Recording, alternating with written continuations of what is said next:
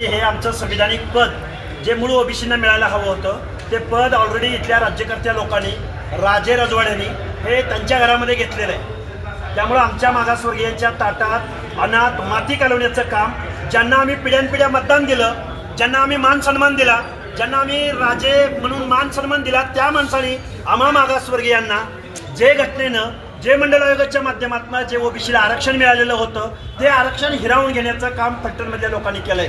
आणि त्याच्या पलीकडे जाऊन महाराष्ट्राचे मुख्यमंत्री आणि महाराष्ट्रातल्या अनेक मंत्र्यांनी सांगितलं होतं की आम्ही 2 सप्टेंबरचा GR काढलाय, तो मूळ ओबीसीच्या आरक्षणाला धक्का लागत नाही। मग त्याची प्रयोगशाळा आमच्या फलटणमध्ये केली का तुम्ही? ही प्रयोगशाळा कोल्हापूरचं महापौर पद देताना तुम्ही कुणाला दिलं? पिंपरी चिंचवडमध्ये पुण्यामधली परिस्थिती काय? त्याचबरोबर अहिल्यानगरमधला महापौर कोण झाला?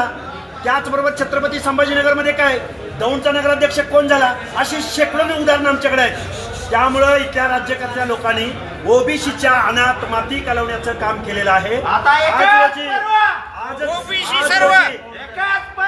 आज रोजी ओबीसीचं आरक्षण संपलेलं आहे।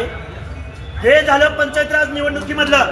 MPSCची यादी घ्या, UPSCची यादी घ्या, शिक्षण आणि नोकऱ्याच्या एंट्री पॉइंटला बोगस सर्टिफिकेटचा सुळसुळाट या महाराष्ट्रामध्ये सुटलेला आहे आणि मूळ ओबीसीचं आरक्षण संपलेलं आहे। ओबीसींना माझी विनंती आहे, आपल्या लेकरा बाळांसाठी, आपल्या आरक्षणाच्या संरक्षणासाठी तुम्ही एकत्र या, अन्यथा गुलामीमध्ये त्यांची गुलामी करायला तयार राहा।